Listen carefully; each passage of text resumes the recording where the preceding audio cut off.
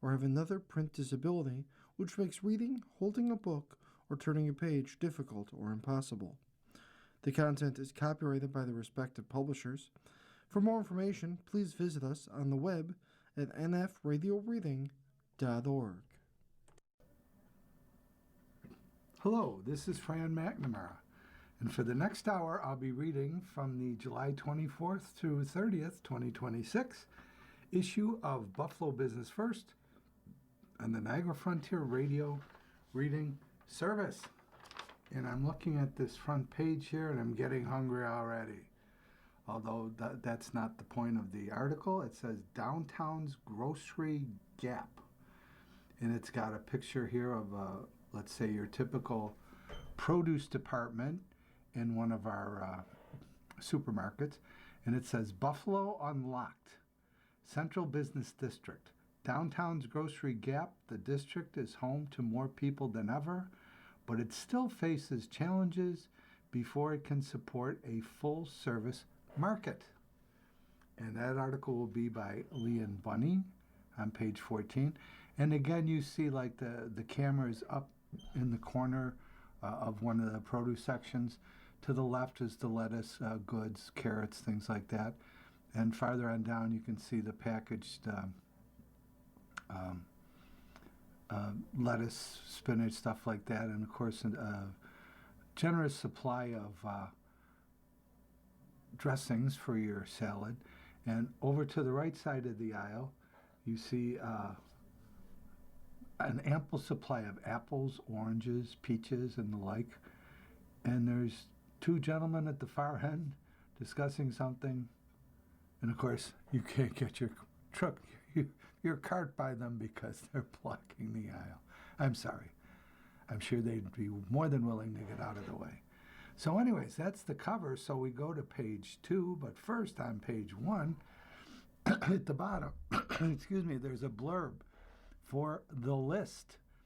MBA programs, commercial lenders, and downtown office buildings. So it looks like, excuse me, there's 3 lists on pages 8, 10, and 18. MBA programs, commercial lenders, and downtown office buildings. That's an interesting combo. And also there's a picture of a handsome, smiling young gentleman, and it says Fast Track. Construction firm grows 375% in 2 years. So Draghi Burgos Construction has gone from remodeling residential bathrooms to working on some of the region's biggest projects. So that'll be an article by Jacob Turney that we're going to get to. We get to right away here on page 2, first things first. And there's the article. Fast Track's #1 grew 375% in 2 years. And there's 2 gentlemen, one of them is a smiley person we just saw. Owner Burgos left, and Matthew Farley, Vice President of Field Operations at Draghi Burgos Construction. And this is Jacob Turney telling us in 2025, the company recorded $7 million in revenue. No wonder they're both smiling. Okay, and let's see what Jacob's telling us about this company. In just 5 years since its founding, Draghi Burgos Construction has gone from remodeling residential bathrooms to working on some of Western New York's biggest projects. Owner Alexander Burgos and Vice President of Operations Matthew Farley worked together at Rodriguez Construction. In 2021, they decided to strike out on their own, and Burgos says, "We felt there was an opportunity with the workforce shortage that there was and the amount of opportunity that had built up. We knew we had the skill set, so even though it was the leap of faith, we knew that there would be a soft landing for us." Well, good for them. That's the end of the quote, by the way. The Buffalo firm, which employs 26, topped Buffalo Business First 2026 Fast Track list of the region's fastest growing companies, reporting $7 million in revenue in 2025. And as we said, that was a 375% increase since 2023. Burgos credited the firm's rapid growth with its focus on building strong connections. And here's another quote from him. It starts with relationships and it ends with relationships, and that mentality has not changed from day one until now. Close quote. That includes partnerships with larger contractors like Danforth and Advancing Revolutionary Construction. Farley said early in Draghi Burgo's construction history, Danforth needed some extra manpower for a job at North Tonawanda High School, and he called on the young company for assistance. And Farley says, we came, and we've been working with Danforth ever since. Close quote. That one successful job led to larger opportunities, and Draghi Burgos has since worked with Danforth on the new Buffalo Bills Stadium, the Bird Island Wastewater Treatment Facility, and Roswell Park Comprehensive Cancer Center.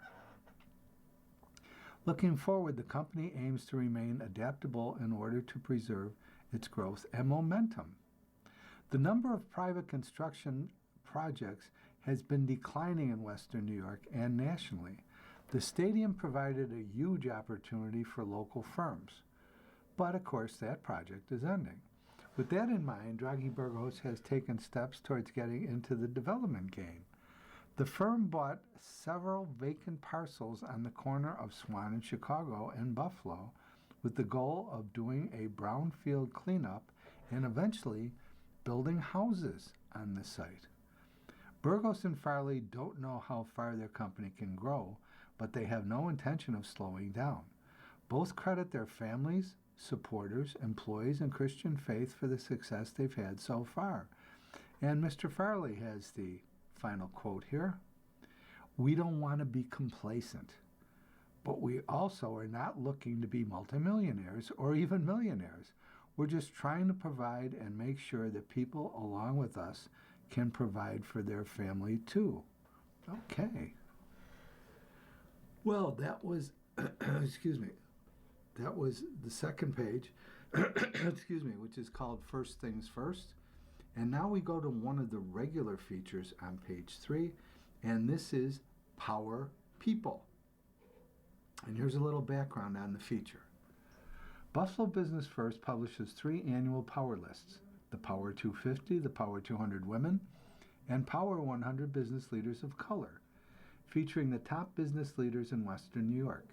Each week, we will tell you about an executive on those lists. And this week, it's Charles Mackey, that's M-A-K-E-Y, so it'll be Charles Mackey III, President and CEO of Merchants Insurance Group.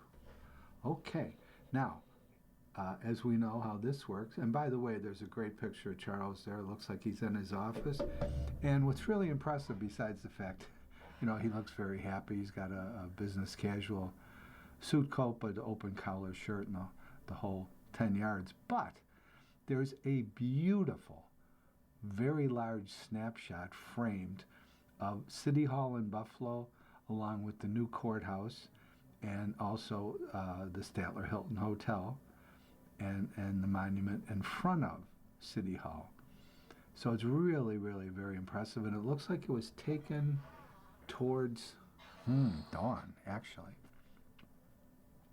So anyways, now we have here Josh Gully is offering questions and areas of discussion to Charles. And Josh writes, you cannot miss Merchants Insurance Group's presence in downtown Buffalo. The company's name is spelled out on a large sign at 250 Main Street, and Metro riders can catch a ride at the nearby Merchants stop. Charles Mackey III, President and CEO, is proud of the company's long history in the Central Business District. The company has been at its current office since 1965, and Charles says, I just take such pride in leading a company that's got such history in the Buffalo area. If you really stop and kind of pinch yourself, it's a big deal. There's only been 10 presidents in 108 years. I think that's a cool trivia. That's stability and consistency, he says. while he himself has deep roots in Western New York. He was born in West Seneca, attended St. Francis High School, graduated from St. Bonaventure University, and resides in Orchard Park. He started his career with Hartford Insurance, then ran Merchants New England branch in New Hampshire from 1997 to 2005. Excuse me. As Merchants sought to expand into the Midwest, he moved to Columbus, Ohio. However, he returned to Buffalo in 2009 to serve as Senior Vice President of Insurance Operations and built his house in Orchard Park. He became Merchants President in 2021 and added the CEO title in 2024. As he nears his 30th anniversary with the company, he isn't thinking of retirement. You know, he says, "I have no plans of going anywhere." Merchants employs 309 and finished 2025 with $514 million in revenue, which he says he expects to increase by 2 to 3% by the end of 2026. His Power 250 rank is 168.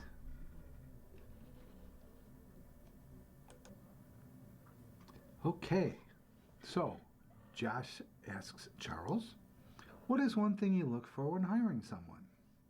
And he responds, I look for drive, a collaborative team player, and honest, hardworking employees. So then Josh asks, what is something the people do not know about you?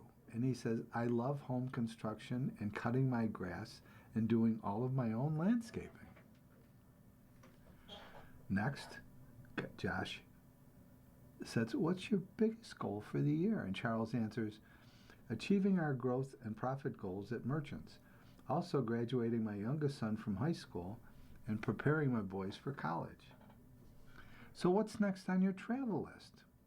A tour through Ireland and Scotland. My family loves golf vacations, so hoping to play St. Andrews and maybe top courses in both countries. And here's a toughie. What's your favorite hobby? And I think you can guess from the last answer. He says, golf. So what's the first place you look for talent? And he says, referrals from existing employees or through my various industry connections. LinkedIn is such a powerful tool to make these connections. So then Josh says to Charles, please describe yourself as a boss. And he says, supportive and fair, strategic and open-minded, always available to help my team succeed in their roles. Okay, then he was asked, what's your favorite Buffalo building? And he says, well, besides Merchant Insurance headquarters, which has been located on the same street block in downtown Buffalo for 108 years, I would say the Liberty Building and the tallest building in Buffalo, which is the M&T Tower, Seneca 1. So, Charles, what advice do you have for your 25-year-old self? And Charles answers, be patient. You don't know what you don't know. Learn from your mistakes and always move the ball forward.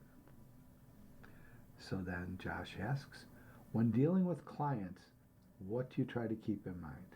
And he says, integrity, loyalty, honesty, and respect. These are the core values of Merchants, which are critical to so many successful relationships. Excuse me. What's the most amazing part of your job besides personnel? And he says, every day is an opportunity to learn, but also to lead an 108-year-old company in downtown Buffalo with the best talented team.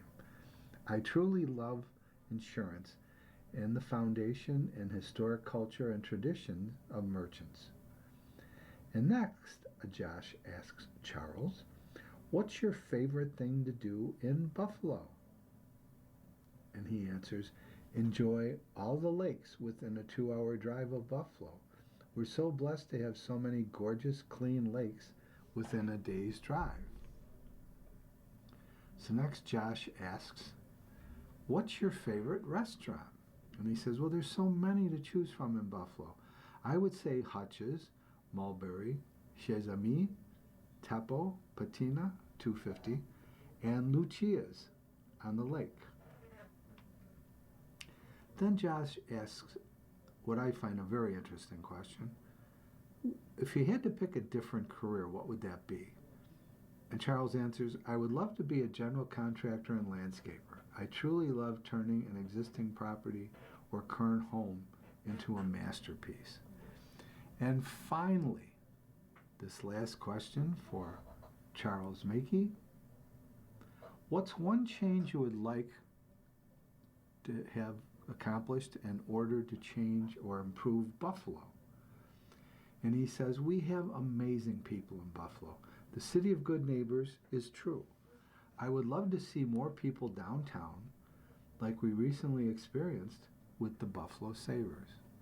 Okay, so that's the end of page 3, and that's the end of Power People feature. And again, it was Charles Mackey III, President and CEO of Merchants Insurance Group. And that takes us to page 4. And page 4 has 1, 2, 3 articles, and they are all dealing with the business of healthcare. And Tracy Drury is the writer of all 3. I think we'll just go left to right, okay? Settlements. Vendor to pay $1.8 million over a 2024 data breach. Whoa, okay.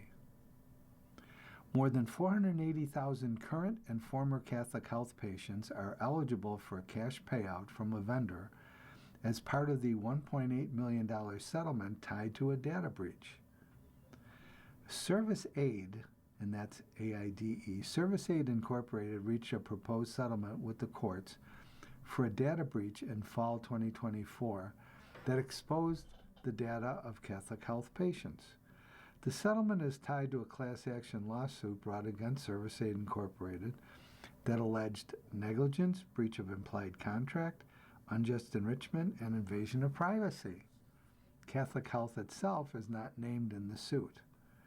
The Service Aid suit, filed in Nassau County Supreme Court in November, references unauthorized access to the defendant's computer systems and network between September 19th and November 5th of 2024. According to the settlement website, the $1.8 million settlement fund covers reimbursement for documented losses of up to $5,000 and cash payments of $50 to settlement class members, as well as notice and settlement administration costs and court-approved attorney's fees, costs, and service awards. It follows agreements by Excelsior Orthopedics and its Buffalo Surgery Center and General Physician PC to multi-million-dollar payouts exceeding a combined $5 million to settle class action lawsuits also tied to cyber breaches. Okay. So that's one of 3 articles on this page. Again, the business of healthcare. Now here's the largest one, and it's transitions. 3 urgent care sites are sold to 2 new owners. Founder to retire from pediatric and adolescent urgent care of Western New York. Pediatric and adolescent urgent care of Western New York has been sold, with 3 sites transitioning to 2 separate buyers. Urgent care businesses in Williamsville and Orchard Park were sold in a deal that closed June 30th, with leased locations shifting July 1st to an owner with ties to a chain of pediatric urgent care sites in Texas. A 3rd site in Rochester was sold in May to Dr. Gretchen Volk, V-O-L-K, the longtime medical director at the site. Terms of the deals were not disclosed. The sale comes as founder and former president Dr. Kathleen Grisanti prepares for retirement next year, 16 years after launching the business. She plans to stay on for about a year as medical director for the 2 local sites. And Dr. Kathleen Grisanti says, here's a quote, "I was looking for a buyer that had the same philosophy that I had. I didn't want it to be swallowed up by a larger organization that would be interested just in the bottom line. We worked really hard to make our patients feel comfortable and our staff to feel valued. I think the new management group feels the same way. With 120 employees at the Orchard Park and Williamsville sites, the company was among the region's largest woman-owned businesses. All staff remain with the company through the transition. Grisanti said she'll continue seeing patients on a regular basis for at least the next 3 to 4 months and has agreed to stay on call for the doctors and nurse practitioners on a consulting basis. Grisanti opened her first clinic in 2010 in Williamsville and followed with the Orchard Park location 3 years later. She entered the Rochester market in 2019 with a third site in the village of Fairport.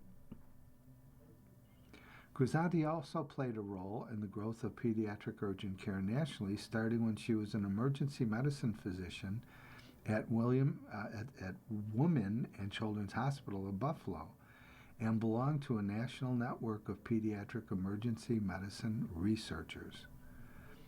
The sale comes through a period of growth. Pediatric and adolescent urgent care of Western New York ranked number 2 among the region's busiest urgent care sites, reporting more than 51,000 patient visits in 2025. Those figures from 2025 were up from 20,000 visits in 2018. Okay, so we had the data breach article. Now we had the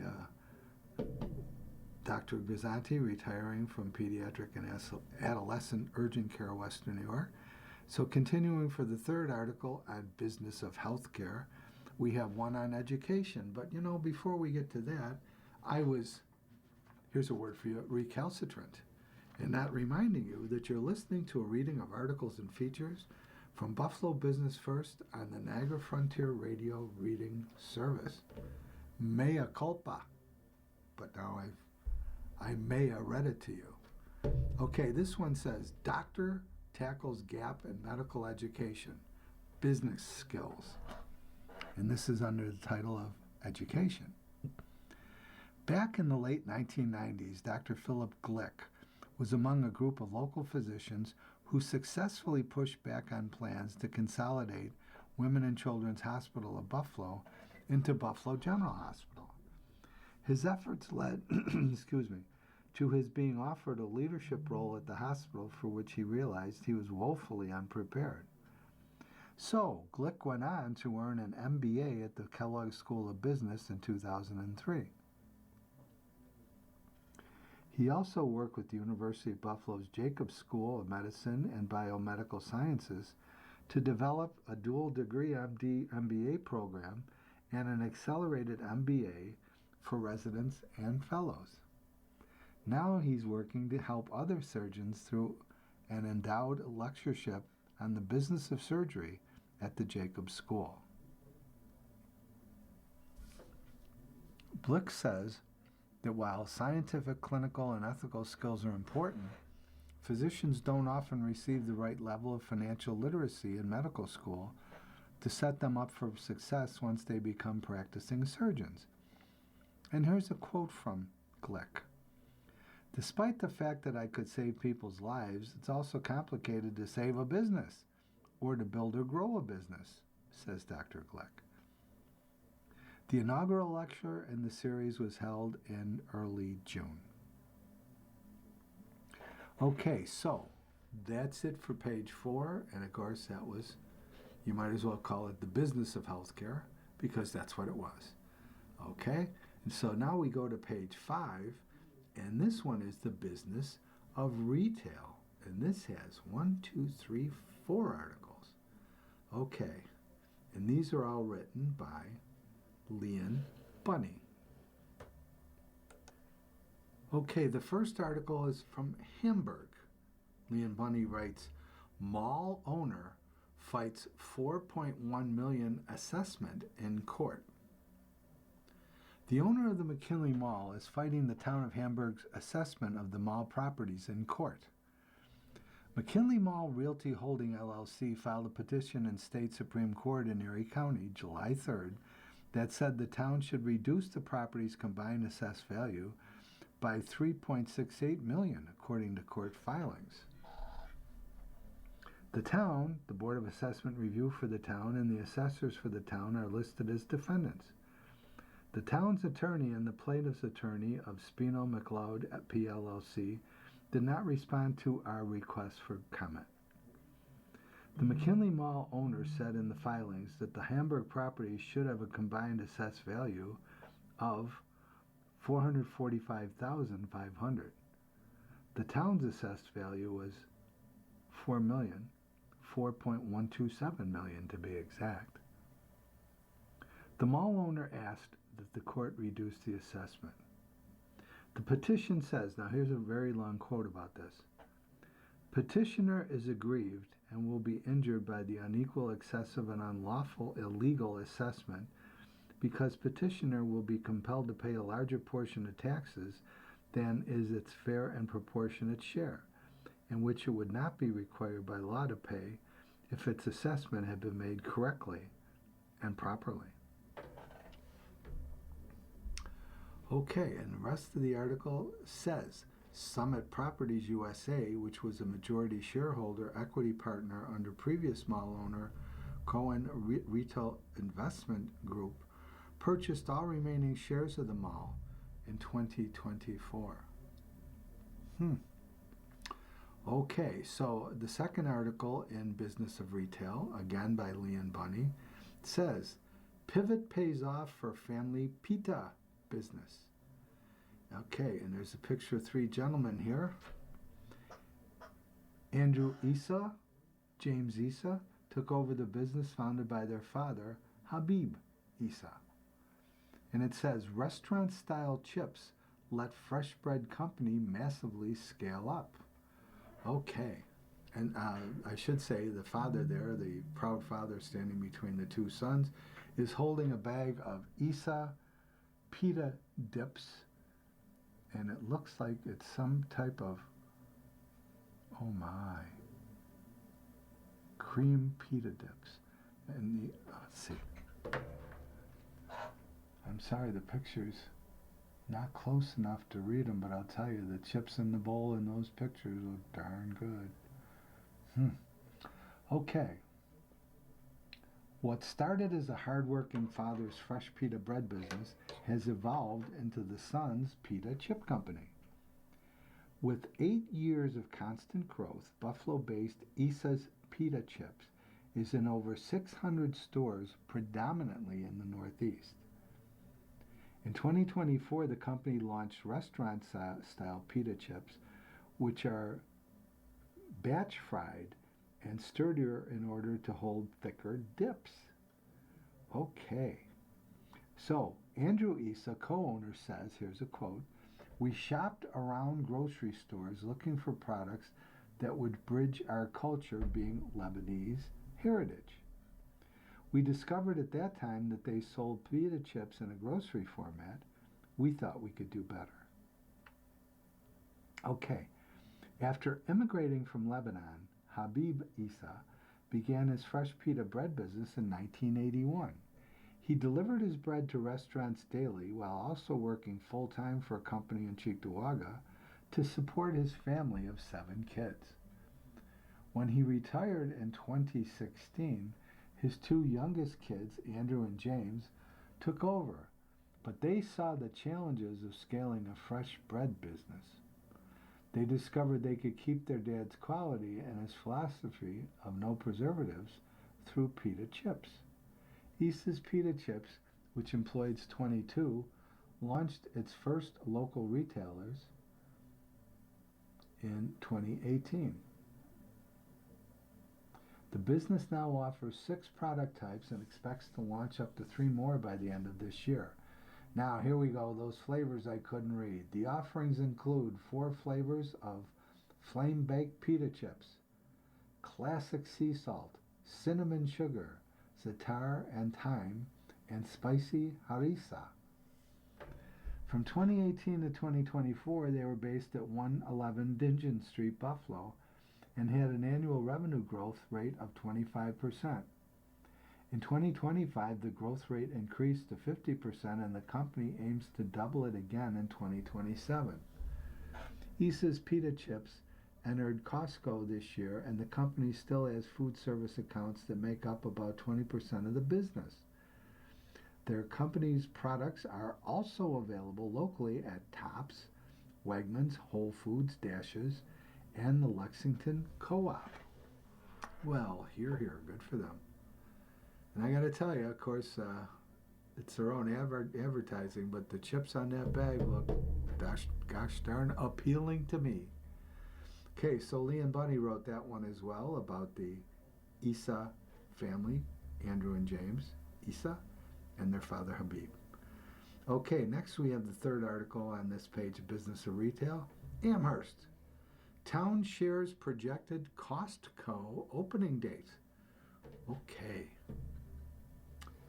Western New York's first Costco location appears to be on track to open this fall.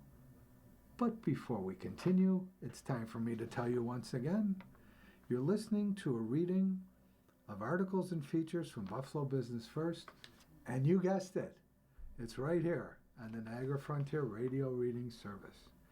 Okay, let's get back to this Costco thing. So it appears that we're going to be on track to open this fall. The long-awaited store at 4230 Ridgely Road in Amherst was originally projected to open in spring of this year and then was pushed back to early August. In May, Business First reported the timeline had been delayed again to fall of 2026.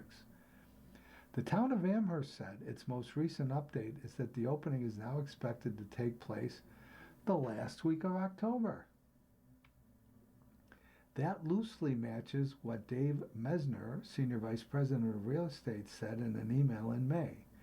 He didn't have an opening date to share, but pointed to October, November. Costco's website lists locations that are coming soon, including several opening in August. But the Amherst store is not there yet. The town completed Costco's building permit application in 2025. Building the Costco retail warehouse will cost nearly $22.49 million, according to the application. Okay, well, now, the fourth and final article here by Lee and Bunny under the Business of Retail is Courts. Judge dismisses petition to dissolve Hyatt's. A Hyatt's graphic supply co-owner's petition to judicially dissolve the longtime family-owned business has been dismissed. Peter Hyatt, a director, officer, and the largest individual shareholder for Hyatt's, filed a petition in State Supreme Court in Erie County on April 8th that said the business has been mismanaged and that he has been exploited. Judge Emilio Colacovo signed an order dated July 6th that the petition be dismissed due to the company's shareholders' agreement impeding the dissolving of the business that Peter is seeking.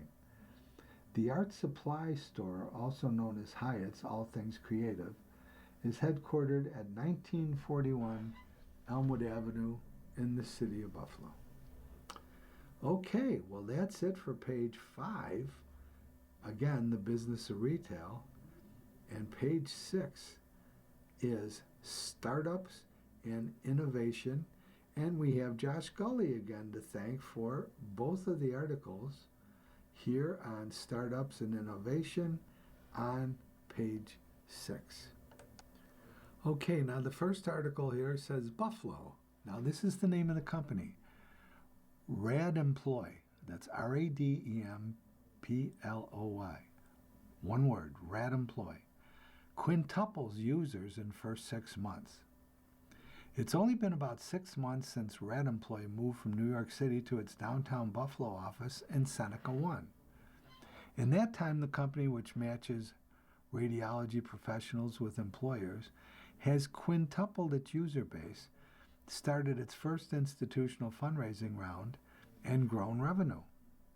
Rademploy, a 2025 43 North winner, provides students and job candidates tools while giving employers proper analytics to make the right hires.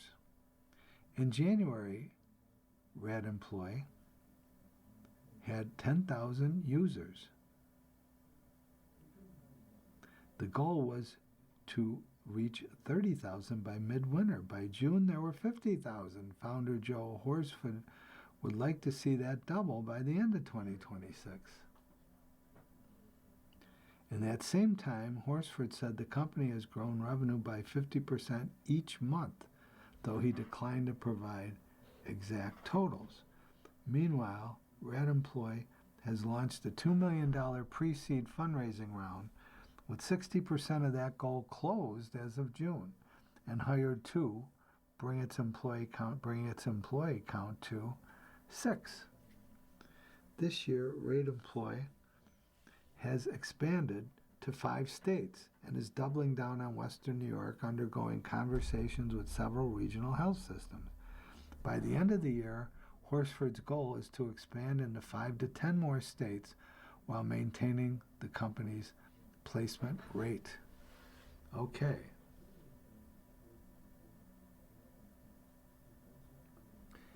Okay, just in reading that, I think I was mispronouncing. Instead of rad, it should be raid, because they're obviously dealing with radiologists. So that's my fault again, mea culpa. Oh my gosh. Okay, now startups and innovation. We have East Aurora. And here's a picture of a couple here. And it says Joe O'Connor and Lindsay Gleason, co-founders of Global Family Home Rentals. And they're standing in a very beautiful, narrow street in Syros, Greece. It says Globetrotters launch home rental market. Okay, and then there's a quote underneath the picture of Joe O'Connor and Lindsay Gleason. It says, Joe O'Connor says, "It's one way for us to help more families travel and experience the lifestyle together." Okay. East Aurora-based invite-only platform targets traveling families. After years of traveling the world, Joe O'Connor and Lindsay Gleason have settled in East Aurora to launch a home rental marketplace for traveling families. The engaged couple met at Le Moyne College, where they both played sports. They lived abroad in their 20s, she in the UK and he in Australia. They started a family in 2018 and moved to Elmwood Village to be closer to her family in Hamburg and his in Syracuse. But O'Connor said they always knew that the time would come to show their child the world. When their daughter turned 3, they started traveling full-time.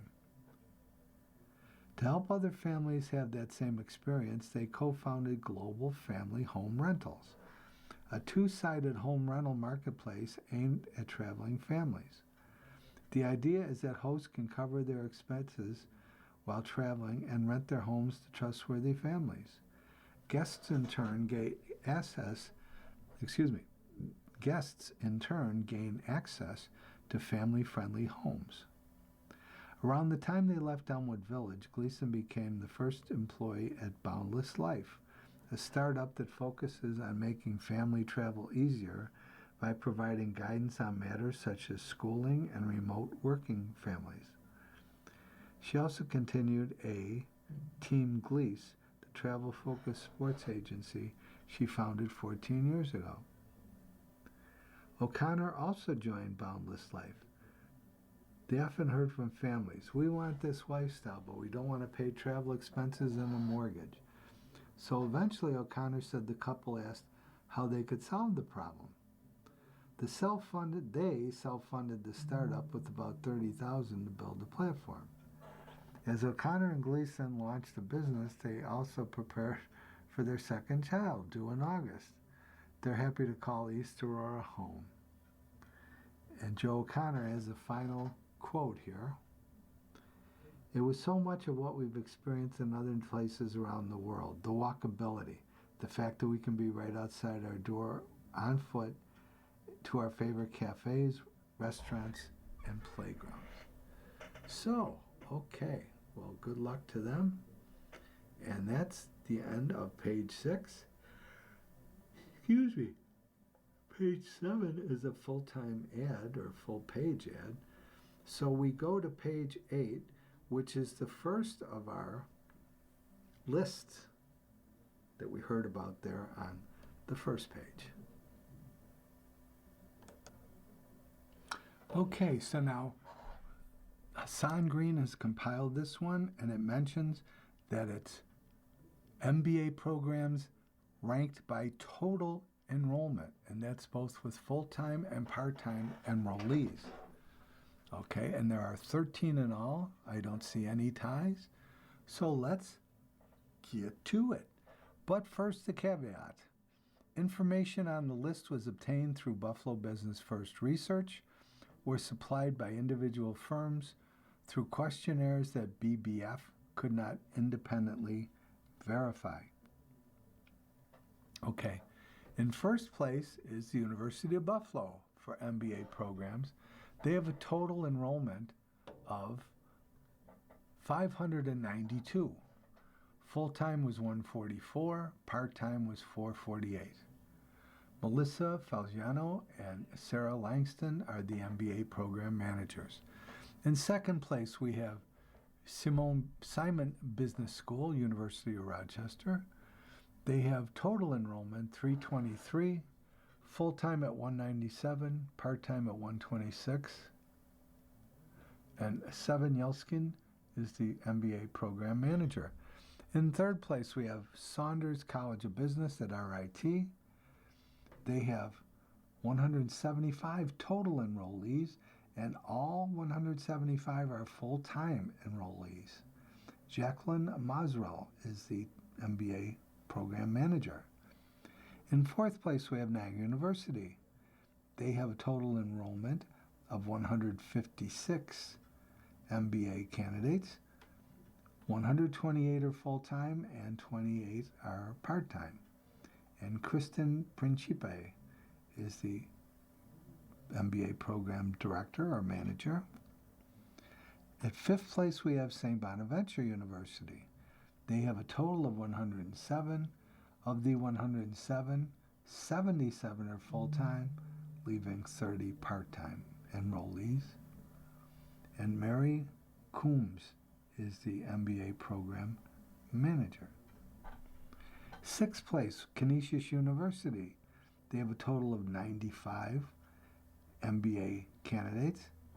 65 are full-time, 30 are part-time. And Julie Galabuski is the MBA program manager. St. John Fisher is next at number 7. They have a total of 80 enrollees. There are 20 that are full-time and 60 that are part-time. And Daniel Connolly is the MBA program manager. Number 8 is SUNY Brockport. They have 70 total enrollees. 60 are full-time, 10 are part-time, and Melissa Waite is the MBA program manager. Then, in 9th place, Alfred University. They have 57 enrollees, 45 of whom are full-time and 12 are part-time. And Teresa Gunn, G-U-N-N, is the MBA program manager. In 9th place, we have Alfred University. They have 57 enrollees, 45 are full-time, 12 are part-time, and Teresa Gunn is their MBA program manager. 10th place, we have DeUval, and they have 41 enrolled, 16 are full-time and 25 are part-time. Rocco Luke is their MBA program manager, along with Henry Bodeng. Okay. In 11th place, we have SUNY Empire State University. 32 total enrollees, 3 are full-time, and the other 29 are part-time. Joseph Agiela is the MBA program manager. In 12th place, we have Damon University. They have 29 total total enrolled MBAs students. Okay, of the 32, 3 are full-time and 29 are part-time. And Joseph Angela is the MBA program manager. Then we have Damon University. They have a total of 29. 22 of the 29 are full-time and 7 are part-time. And Tita Rodriguez is the MBA program manager. And finally on this list, SUNY Fredonia. Okay, and they have 10 total enrollment. 7 out of 10 are full-time, 3 are part-time. And Kostar Misra is the MBA program manager. So there you have it. The MBA programs ranked by total enrollment, and the rankings go from 592 down to 10. So there's quite a scope there. Okay, that's the end of page 8. Page 9 is all ads. So we go to page 10, excuse me, and page 10 is the first of the, let's see, I think they have a total of 16 commercial lenders. But by the way, before we continue, did you know you're listening to a reading of articles and features from Buffalo Business First? Right here on the Niagara Frontier Radio Reading Service. Okay, commercial lenders, and they are ranked by commercial loan portfolio in Western New York, so keep that in mind.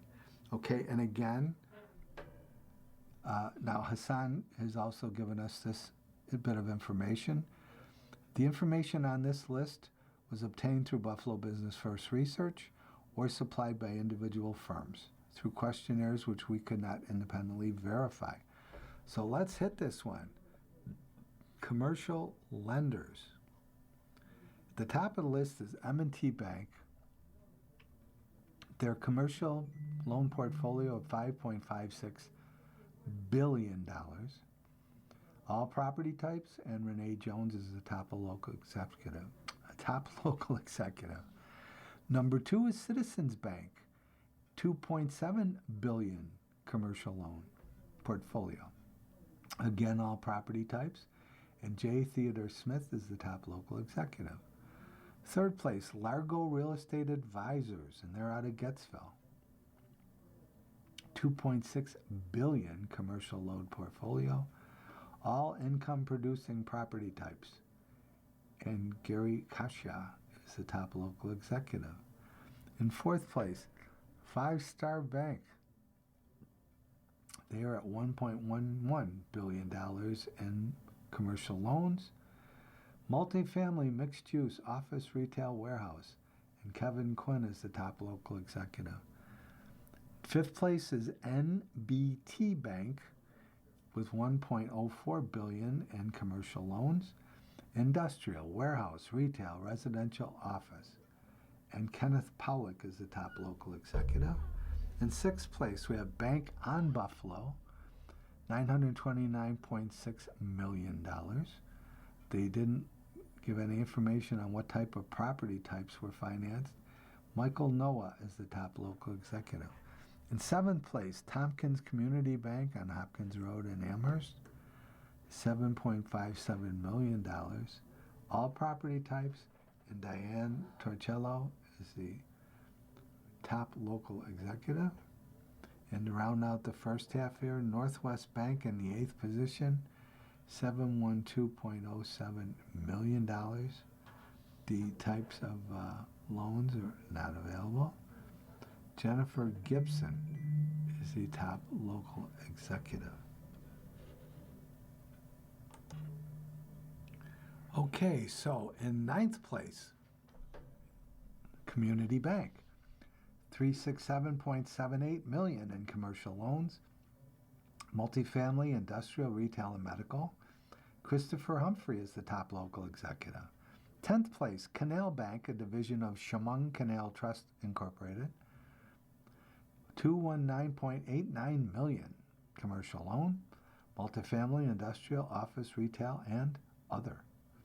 Vincent Cutrona is the top local executive. In 11th place, Alden State Bank, $204.84 million in commercial loans, office, industrial, residential, and commercial. And Stephen Woodard is the top local executive. 12th place, we have Gantry Incorporated out of Lockport, $200 million in commercial loan portfolio, office, industrial, self-storage, retail, and hotels. Tom Gruzbinski is the top local executive. 13th place, Broadview Federal Credit Union in Albany, $182 million in commercial loans, multifamily, industrial, retail, and office. Michael Castellana is the top local executive. 14th place, we have Cornerstone Community FCU in Lockport, $110.22 million in commercial loans. CRE, CNI, multiple family, mixed use. Eric Hopkins is the top local executive. 15th place, High Point FCU in Olean, $47.99 million in commercial loan. Commercial, industrial, retail, rental investment. Richard Yeager is the top local executive. And finally, in 16th place, we have the Bank of Holland, and of course that's Holland, New York, $33.08 million in commercial loans, all property types. And Timothy Dickey is their top local executive. So that's it for commercial lenders, the top 16, and obviously in Western New York. And again, that was based on ranked by commercial loan portfolio. And it went all the way from $5.56 billion to 16th place with $33.08 million. And as Ralph Cramden would say, it's no mere bag of shells. Some impressive figures there. Okay.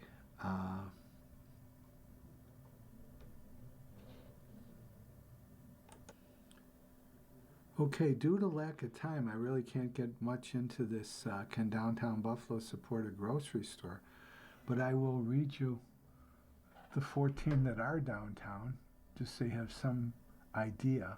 And it mentions here the majority of these grocery-related businesses in zip codes 14202 and 14203 are convenience stores and food manufacturers. So there are 14. Emerson Cold Pressed Juice, MTC Deli, Marathon Gas Station, Scott's Eats, Fatty Beer Company, Ellicott Square Trading Company, Bill's Food Mart, Buffalo Bodega and Subs, Mega Bites Vending, Valero, Adams Mark, Munchie Mike's, Xander Mart, Marina Market, Downtown Food Mart, and finally, Walgreens. So, that's it. Those are the 14.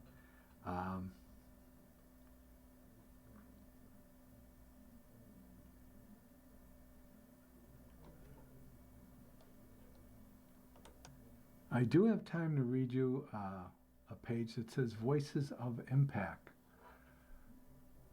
Buffalo leaders weigh in on Buffalo Niagara's potential and what needs to change through mindset or action to make it a place where people want to live, work, and play. The first is Rebecca Brady, founder of Top Seeds. We have quite a few consumer packaged goods food businesses now, and I want to get a community of us together and start something. I want all of us to get together. We have a lot of great companies. Okay, then Casey France, Senior Public Relations Manager for the Martin Group, says, we have this momentum of people coming here and wanting to live here and be here because I think If you're from Buffalo or even outside Buffalo, you're a transplant. You can have such a full life here. There are so many opportunities for these new businesses coming up, and shedding light on those is so important. Then Isabel Trevino, Associate Project Manager for AAA, says, "It makes me sad sometimes to see the amount of abandoned buildings. It's a good reminder of how bustling the city used to be. What can the city do to fill buildings with more businesses? For someone who hasn't been here long, I'm not sure what those programs look like or what the city is in need of, but I don't think it should be overlooked." Okay. Next, Adam Kellerman, CEO of Legacy House Studio. Buffalo has a lot of really innovative young people that are doing a lot of really interesting things.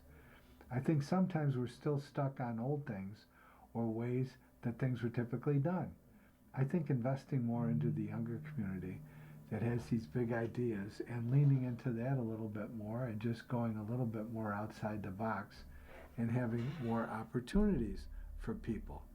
And finally, Darnell Haywood, Community Responsibility Officer, Bank on Buffalo, and President of the Buffalo Urban League Young Professionals. And he says, "We need to strategically analyze the other cities that are along Lake Erie. For example, Cleveland, looking at how their city has evolved over the years with various businesses and corporations and who made Cleveland their headquarters. We have the space, we have some of the infrastructure to make Buffalo great." Okay, well, I just have time to tell you this. Okay. You've been listening to a reading of articles and features from the July 24th through July 30th issue of Buffalo Business First. We read from Buffalo Business First every Wednesday at 7 p.m. Your reader has been Fran McNamara, and I really do want to wish you a sincere thank you for listening. Coming up next in the Niagara Frontier Radio Reading Service, we have Time Magazine. Following that at 8 o'clock is the New York Times. And at 9 o'clock, we have our comic book readings from our friends at Comic Historian on YouTube with Spider-Man, Superman, Nightwing, and Doctor Doom. Stay with us.